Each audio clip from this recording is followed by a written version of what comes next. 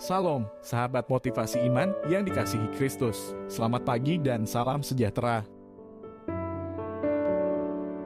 Pembacaan Alkitab hari ini terambil dari Efesus pasal yang kedua ayat yang keempat sampai dengan ayat yang ke-10. Tetapi Allah yang kaya dengan rahmat, oleh karena kasih-Nya yang besar yang dilimpahkan-Nya kepada kita, telah menghidupkan kita bersama-sama dengan Kristus. Sekalipun kita telah mati oleh kesalahan-kesalahan kita, oleh kasih karunia kamu diselamatkan. Dan di dalam Kristus Yesus, Ia telah membangkitkan kita juga, dan memberikan tempat bersama-sama dengan Dia di sorga.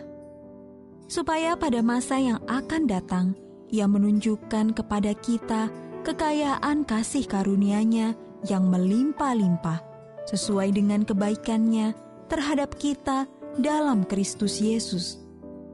Sebab karena kasih karunia kamu diselamatkan oleh iman. Itu bukan hasil usahamu, tetapi pemberian Allah. Itu bukan hasil pekerjaanmu. Jangan ada orang yang memegahkan diri. Karena kita ini buatan Allah, diciptakan dalam Kristus Yesus untuk melakukan pekerjaan yang baik yang dipersiapkan Allah sebelumnya. Ia mau supaya kita hidup di dalamnya. Ayat Mas Renungan hari ini terambil dari Efesus pasal yang kedua ayat yang ke-10. Kita ini buatan Allah, diciptakan dalam Kristus Yesus untuk melakukan pekerjaan baik yang dipersiapkan Allah sebelumnya. Judul renungan kali ini, kecil tetapi perkasa.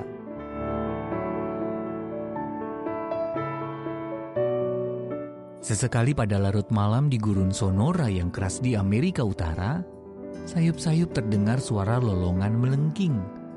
Namun tidak ada yang mengira sumber suara itu adalah seekor hewan kecil tetapi perkasa. Tikus belalang yang melolong nyaring untuk menandai wilayah kekuasaannya. Hewan pengerat unik ini adalah pemakan daging. Tikus yang juga dijuluki tikus serigala ini diciptakan unik dengan kemampuan untuk melawan dan memangsa hewan-hewan yang menakutkan seperti kalajengking. Tikus belalang tidak hanya kebal terhadap racun kalajengking, tetapi juga mampu mengubah racun tersebut menjadi obat penawar. Melihat bagaimana tikus kecil tersebut sepertinya dirancang khusus untuk mampu bertahan dan berkembang di lingkungan yang begitu keras, membuat saya bersyukur. Seperti dijelaskan Paulus dalam Efesus pasal yang kedua ayat yang ke-10. Keunikan menakjubkan itu juga menjadi ciri rancangan Allah bagi manusia. Setiap dari kita adalah buatan Allah, diciptakan dalam Kristus Yesus yang secara unik diperlengkapi untuk memberikan kontribusi bagi kerajaannya.